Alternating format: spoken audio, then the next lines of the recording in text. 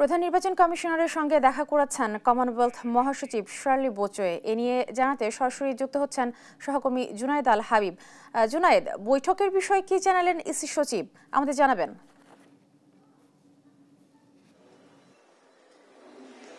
ধন্যবাদ রিপা। আসলে সকাল 11টার দিকে মূলত কমনওয়েলথ মহাসচিব তিনি প্রধান নির্বাচন কমিশনের সঙ্গে দেখা করতে এসেছিলেন নির্বাচন কমিশনে, এবং তারপরে তারা প্রায় 40 মিনিট আসলে একটি বৈঠক করেন। বৈঠক শেষে কমনওয়েলথ মহাসচিব গণমাধ্যমের সাথে কথা বলেনি, তবে নির্বাচন কমিশন সচিব আক্তার আহমেদ তিনি গণমাধ্যমের সাথে কথা বলেছেন। তিনি জানিয়েছেন মূলত আসলে নির্বাচনের সার্বিক প্রস্তুতি নিয়ে জানতে চেয়েছেন কমনওয়েলথ মহাসচিব, এবং বিশেষ করে আপনি জানেন যে এবছর একই দিনে জাতীয় নির্বাচন এবং গণভোট অনুষ্ঠিত হওয়ার কথা রয়েছে।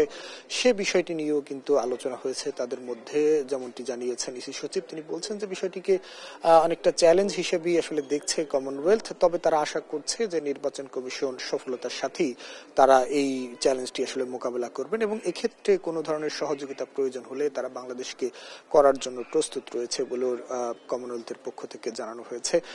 এছাড়া এর আগেও যেমনটা বলছিলাম যে আসলে প্রযুক্তির অপব্যবহার নিয়েও তাদের মধ্যে আলোচনা হয়েছে। সেক্ষেত্রে আসলে এই মিস ইনফরমেশন, ডিসইনফরমেশন, এআই এর অপব্যবহার, এগুলো নিয়ে আসলে নির্বাচন কমিশনকে সতর্ক থাকার জন্য আসলে কমনওয়েলথের পক্ষ থেকে জানানো হয়েছে, এবং বলা হচ্ছে যে কোনো ধরনের প্রযুক্তিগত সহযোগিতা প্রয়োজন হলে সেটি করতেও কিন্তু কমনওয়েলথ প্রস্তুত রয়েছে।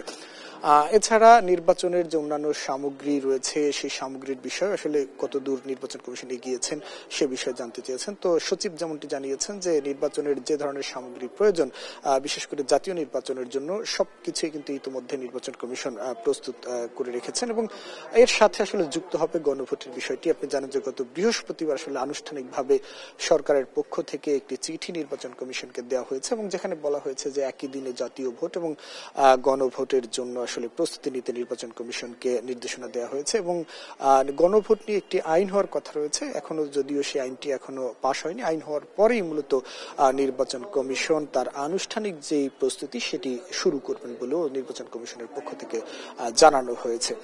তো এছাড়া আসলে নির্বাচন কমিশন যেমনটি বলছেন যে এখন পর্যন্ত কমনওয়েলথের কাছে কোনো ধরনের সুনির্দিষ্ট সহযোগিতা চাওয়া হয়নি নির্বাচন কমিশনের পক্ষ থেকে।